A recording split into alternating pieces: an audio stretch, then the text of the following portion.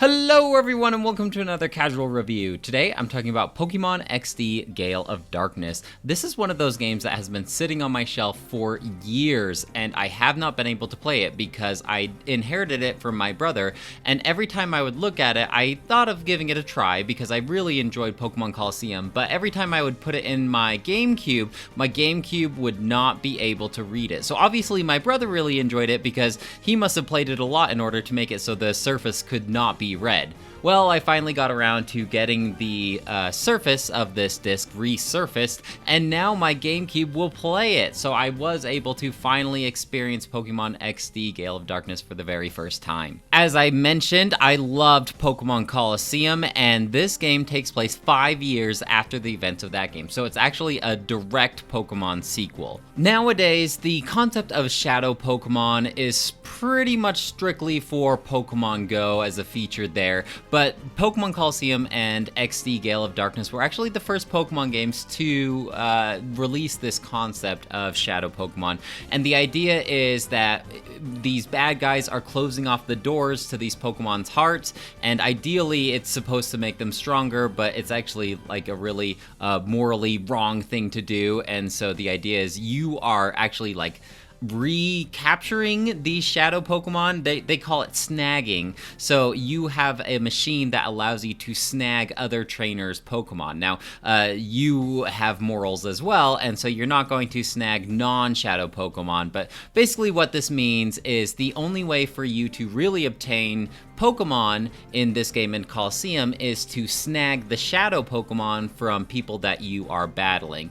However, this game does release the ability to capture wild non-shadow Pokemon, and I was a little excited about this concept at first because this is not a thing in Pokemon Colosseum. However, the amount of wild Pokemon that you can catch is only about 10 or so different Pokemon, so it's not as widespread as they would lead you to believe. But the idea is once you do snag these shadow Pokemon, you spend time with them, or you can put them in the Purifier, which is a new feature from this game. And then eventually the door to their heart opens up and you can go to a gate village and purify the Pokemon so that they're non-shadow Pokemon. Now, unlike Pokemon Go, where shadow Pokemon are supremely better than purified Pokemon, in this game, typically you will want to purify your Pokemon. The main reason being that shadow Pokemon cannot gain experience and level up, or at least they do gain experience,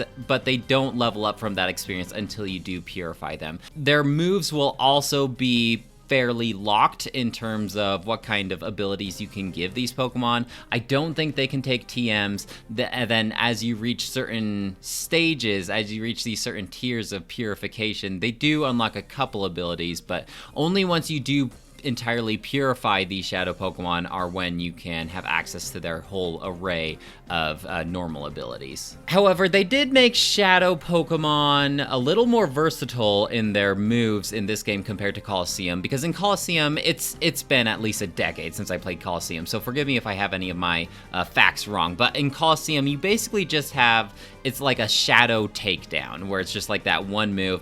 I can't remember, I think there's some recoil damage in there as well. And in this game, there's a whole vast different array of different like shadow abilities that shadow Pokemon can do. One makes it so it's kind of like a shadow sandstorm, so every turn it afflicts a little damage to non-shadow Pokemon. There's like Shadow Hold, which makes it so like Pokemon can't retreat or flee. There's ones that like reduce stats, different varieties. So at least you get some variation in terms of the shadow moves. They also changed one thing where in Colosseum, a shadow Pokemon, they'd reach like a fever pitch, and then it would take up their move. So if you told your shadow Pokemon to do something, every once in a while there's a chance that they won't attack and they'll just become in a frenzy, and you have to call the Pokemon's name in order to call them back into reality. In this game, they still reach that frenzied state. However, they are able to do their move first. And I can't remember the exact stats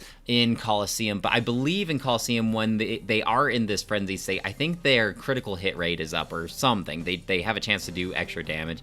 And in this game, I'm not sure if that's also a feature, but when they are in this frenzied state, they do take a little bit of self damage at the end of each turn. So it's probably in your best interest to call them back into their normal state when they reach this state. Also, calling their name when they are in this frenzied state helps bring them a little closer to opening the door to their heart as well. I feel like there are a lot more shadow Pokemon possibilities in this game compared to Colosseum. In Colosseum, from the decade ago that I played it, I think there was like maybe around 50 or 60, and every once in a while you'd encounter a trainer who had one shadow Pokemon. But in this game, especially near the end of the game, I felt like you're fighting guys with 2 or 3 shadow Pokemon in their team, so you could potentially be acquiring a ton of shadow Pokemon. So you have a lot of different choices in terms of what 6 Pokemon you use as your main party members. So it's a really good thing that they introduced this purification PC automated system in this game where you can store, I think, up to 9 shadow Pokemon in your PC, and then just as you play the game, they will automatically start opening up the door to their heart. And there's a whole system in order to get like the best flow and tempo in terms of like increasing the speed that your Pokemon are getting purified in this PC, which really revolves around like placing the Pokemon with their type weakness. It's a whole system that you have to mess around with in order to get the best efficiency out of this system. But still, it's nice that we have some sort of like automated system compared to Colosseum where you actually had to battle with the shadow Pokemon and use them in your team in order to purify all of the shadow Pokemon. Now you may be wondering, well, what happens if you accidentally defeat this shadow Pokemon and you fail to catch it? That's certainly a possibility in this game, and if you don't feel like resetting the Gamecube over and over again whenever you mess up a battle and you accidentally get that critical hit on a shadow Pokemon,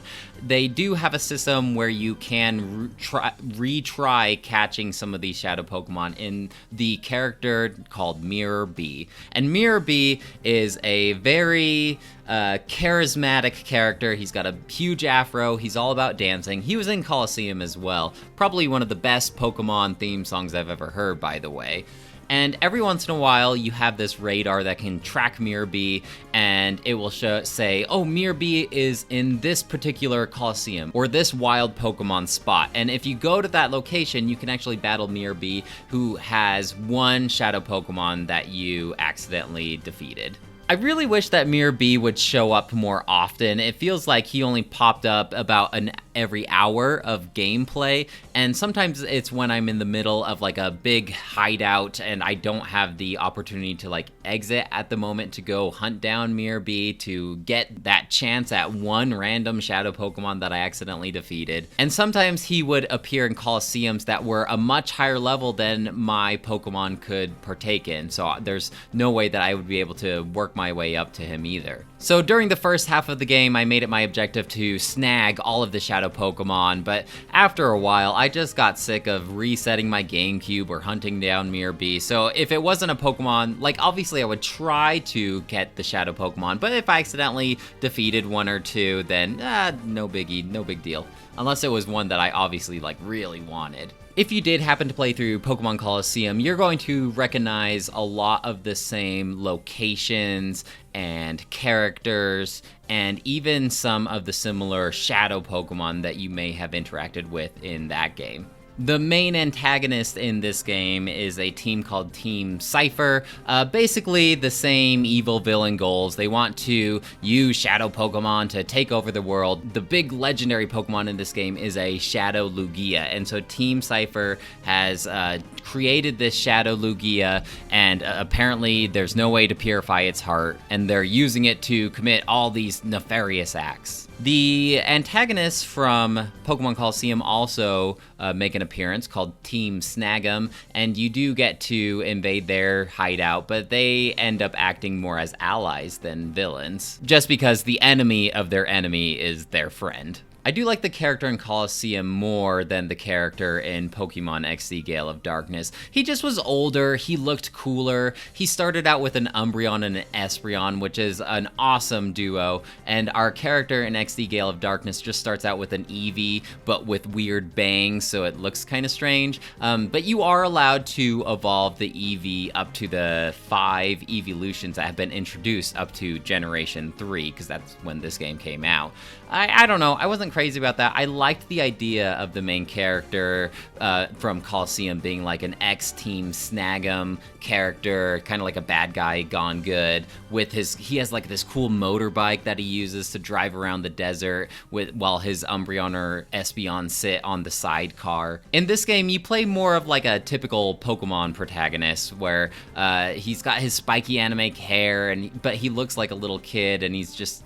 he doesn't talk, but you get the vibes that he's just a good guy. But his means for traveling to these locations, instead of like a really cool motorcycle hover thing, he rides around on a little scooter, little Scooty Puff Jr. Also, while your main protagonist in this game is accompanied by some partners very once in a while, you are constantly having your side character in Pokemon Colosseum who would do a lot of the talking and interaction for you, since you are the silent protagonist. I will say that this game is probably the most difficult Pokemon game that I have played, and I don't know if that's a hot take or not. I just felt like no matter what, there wasn't like too many opportunities to grind unless I wanted to do that 100 trainer tournament Coliseum battle thing over and over again.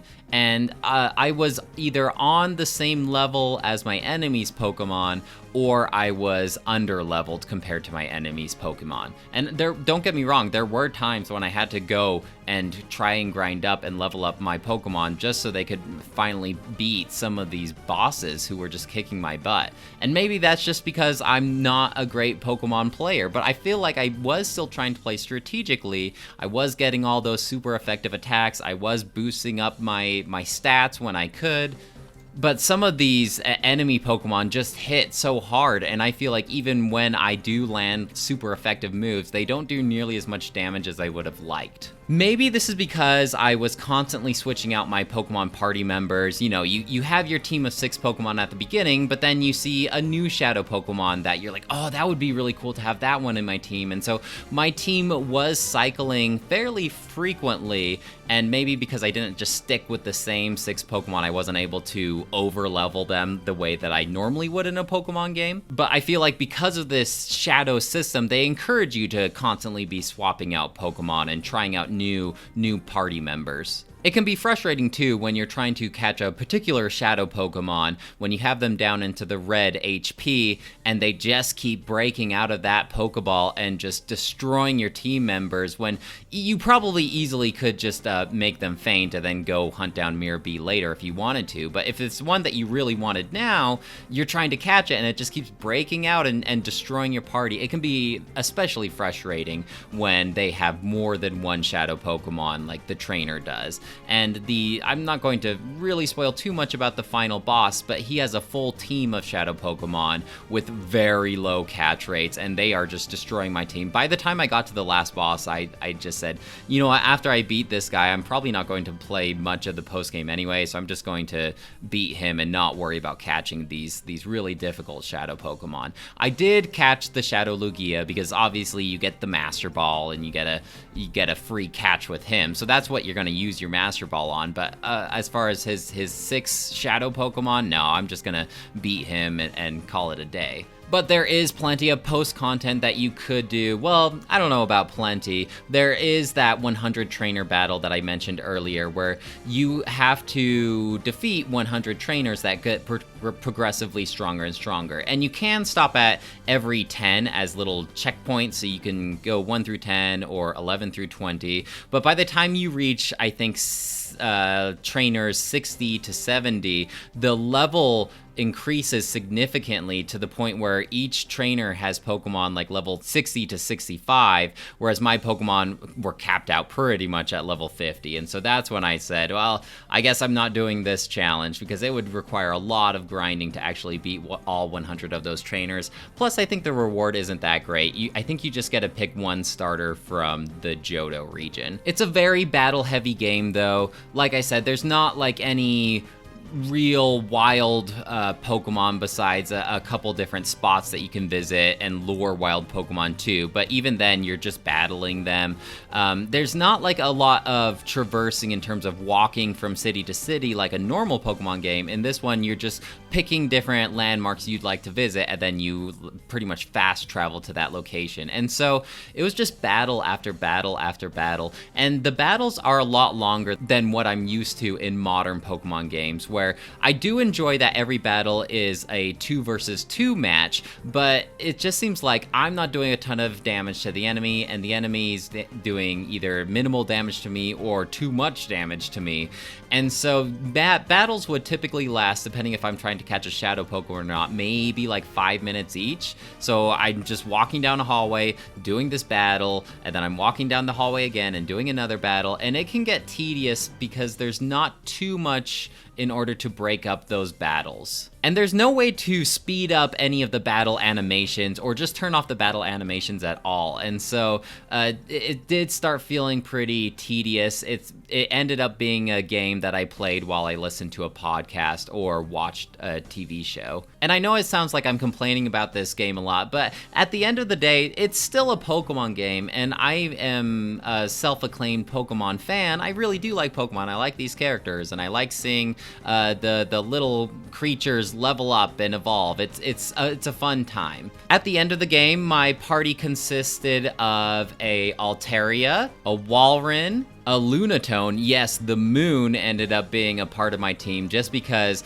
he was fast and he hit hard with his psychic ability, and so he ended up becoming my permanent psychic team member, which I do kind of like about this shadow Pokemon system is you do end up using some Pokemon that you normally wouldn't. I did have a Pupitar by the end of the game, and I wasn't able to evolve it into a Tyranitar just because it didn't get up to that particular level by the time I rolled the credits in this game. But that was the plan, was to have a Tyranitar. Now, this is a traded Pokemon that you can trade with one of the NPCs, and for those of you who don't know, traded Pokemon do gain bonus experience points. So a Larvesta who got bonus XP was very tempting. Unfortunately, that bonus XP just wasn't enough. I got a Shiftry pretty early in the game because Nuzleaf does evolve from a Leaf Stone, so I was able to evolve Nuzleaf into a Shiftry, and giving him that Giga Drain gave him a really strong grass move early in the game, and he ended up becoming a permanent member with me the whole time. I acquired a Growlithe, which I eventually evolved into a Arcanine.